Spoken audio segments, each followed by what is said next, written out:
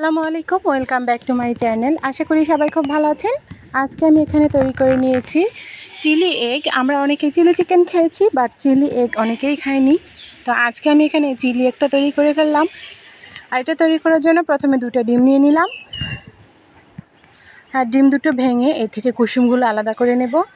আর সাদা অংশের মধ্যে আমি 2টি উপকরণ মিক্স করে ফেটিয়ে এটা সিদ্ধ করে নেব। তো প্রথমে ডিম দুটো ভেঙে নিয়েছি। এবারে এ থেকে কুসুম দুটো আলাদা করে নেব ডিমের।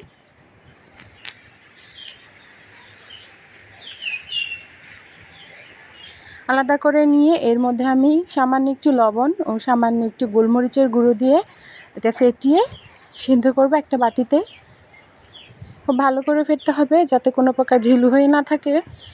সাদা অংশটা একদম যাতে পাতলা হয়ে যায় ফেটার কারণে, আর উপর দিকটা একটু ফেনা ফেনা হয়ে যাবে। এরকমভাবে স্টোনারটা দিয়ে খুব ভালো করে ফেটে নিতে হবে। ফেটানো হয়ে গেলে একটা ছোট বাটি নিয়ে নিয়েছি আমি, স্টিলের একটা বাটি। এই বাটির মধ্যে আমি একটু তেল নিয়ে নিব। তেল মাখিয়ে এই বাটিতে তেল মাখিয়ে নিয়েছি, আর এর মধ্যে দিয়ে আমি এটা ফুটন্ত পানিতে বসিয়ে দেব। বসিয়ে দিয়ে ভাপিয়ে নিব যাতে করে এটা সিদ্ধ হয়ে যায়। আমি সম্পূর্ণ ডিমটা এই বাটির মধ্যে দিয়ে দিলাম। দেখতে পাচ্ছেন উপর দিকটা একটু ফমি হয়ে গিয়েছে, একটু ফেনা ফেনা। তো এবার আমি একটা পাত্রে পানি ফুটিয়ে নিয়েছি, আর এর মধ্যে একটা ছোট বাটি বসিয়ে দিয়েছি, আর এর উপরে এই বাটিটা বসিয়ে দেব। ঢাকনা দিয়ে ঢেকে ততক্ষণ পর্যন্ত জাল করব যতক্ষণ পর্যন্ত না ভালোভাবে সিদ্ধ হয়। এখানে আমি আমার প্রয়োজনীয় উপকরণগুলো নিয়ে নিয়েছিলাম। আর এখানে নিয়েছি ডিমের 2টো কুসুম, এর মধ্যে একটু লবণ দিয়ে এগুলো ফেটিয়ে নিচ্ছি। একদম ভালো করে ফেটিয়ে নিচ্ছি যাতে 2টো কুসুম একসাথে মিলে যায়, লবণটা ভালো করে গলে যায়। আর এই কুসুমটা দিয়ে আমি একটু হালকা তেলে ভেজে নিয়ে একটা গুঁড়ো একটা ডিমের একটা পেস্ট তৈরি করে নেব একটা। আর এখানে সিদ্ধ হয়ে গিয়েছে এটা, আর এটা আমি বাটি থেকে ছাড়িয়ে নিচ্ছি। স্প্যাচুলাটা দিয়ে চারদিকটা এরকম চাপ দিলেই নিচ দিক থেকে উঠে আসবে। তো উঠে আসার পর এটা আমি নিয়ে নিচ্ছি, আর এটা আমি ছোট ছোট পিস করে কেটে নেব। দেখতে পাচ্ছেন এটা কতটা সুন্দরভাবে সিদ্ধ হয়ে গিয়েছে। তো আমি এটা সিদ্ধ করে নিয়েছি, আর এবার আমি এটা কেটে নিচ্ছি। আপনারা আপনাদের পছন্দ মতো পিস করতে পারেন। তো আমার কাছে এইভাবে পিস করলেই ভালো লাগে, আমি এইভাবে করেই কেটে নিয়েছি। আর এখানে ডিমের যে কুসুম দুটো নিয়েছিলাম এগুলো আমি একটু ভেজে নেব। ভেজে নেওয়ার পরে কিন্তু রেসিপিটা তৈরি করব। এই রেসিপিটা তৈরি করা কিন্তু খুবই ইজি আর খুবই টেস্টি। একদম রেস্টুরেন্টের মতো করে কিন্তু আপনারা চিলি এগটা তৈরি করতে পারেন বাসায়। তো আমার এই ভিডিওটা যদি দেখে আপনাদের কাছে ভালো লাগে, অবশ্যই ভিডিওটা লাইক কমেন্ট শেয়ার করে দেবেন, চ্যানেলটা সাবস্ক্রাইব করে রাখবেন।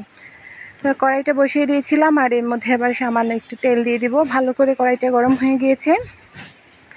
এর মধ্যে আমি একটু তেল দিয়ে দিলাম, খুবই সামান্য 1 টেবিল চামচ পরিমাণ তেল দিয়ে দিচ্ছি।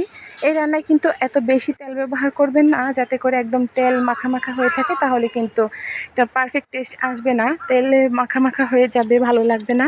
তো কুসুমটা দেওয়ার পর কিছুক্ষণ অপেক্ষা করে নিচের দিকটা যখন একটু ভাজা হয়ে আসবে, তখন এরকম একটা স্টিলের খুন্তি দিয়ে নেড়ে একটু গুঁড়ো গুঁড়ো করে নেবেন। প্রথমেই কিন্তু দিতে যাবেন না, তাহলে কিন্তু পারফেক্টভাবে এটা তৈরি করতে পারবেন না। এক পাশ শক্ত হয়ে গেলেই কিন্তু ভালোভাবে তৈরি করতে পারবেন। তো আমি একটু সময় দিয়ে এটা একটু ভাজা ভাজা করে নেব। আর যতটা তেল দিয়েছি ততটা তেল যাতে করে ডিমটা খেয়ে নেয় সেই পরিমাণ সময় দিয়ে এটা ভাজা ভাজা করে নেব।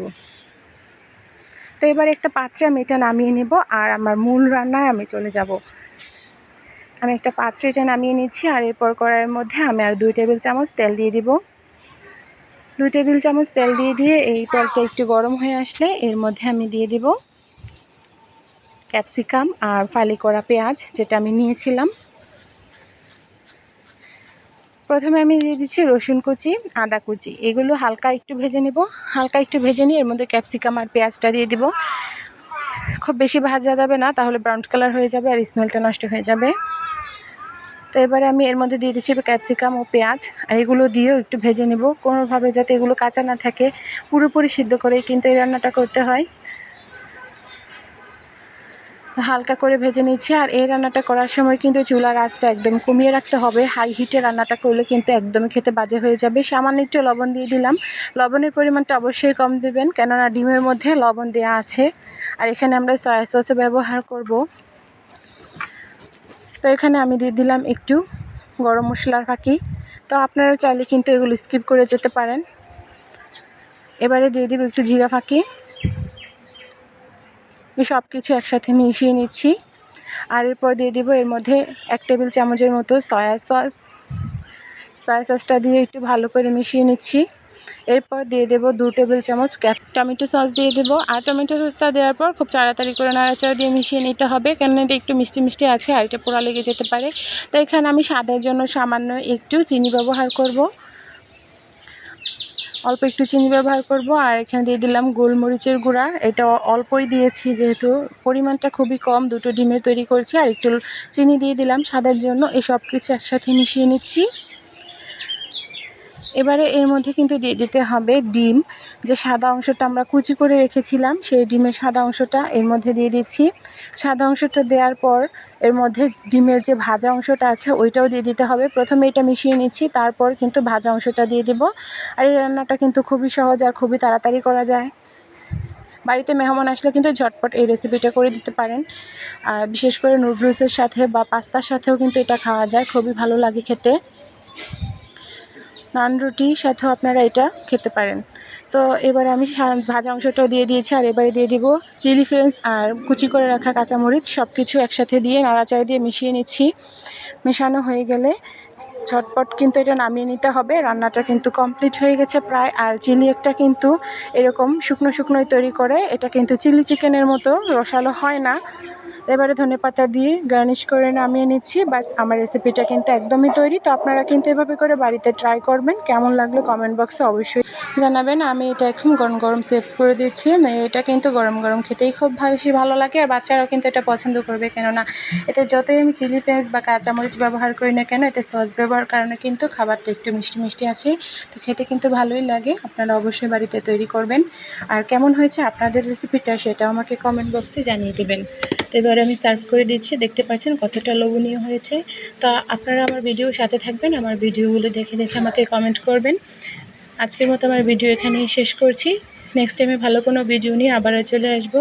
আল্লাহ হাফেজ।